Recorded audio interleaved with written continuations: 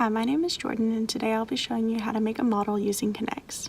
For the purpose of this project, I will be making the Eiffel Tower and showing you the various steps I used. The most important thing about K'NEX is that they slip together, unlike Legos, which you would stack. They're also a lot more flexible. The first thing you have to do when building a model is look at the steps.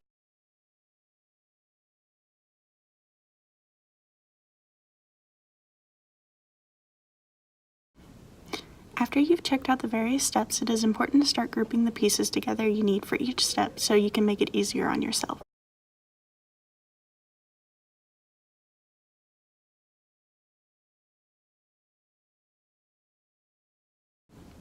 Once you've grouped your various pieces per step, you can start putting each step together and building your model by connecting each step onto each other.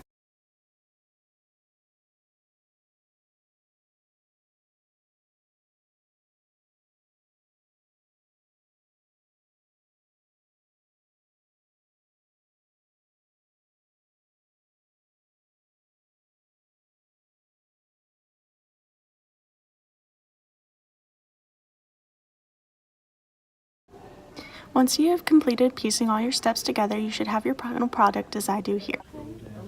These little questions under there, I'll go with the first. And the second one is your 5 characteristics of numerical learning, right? Is that what it says?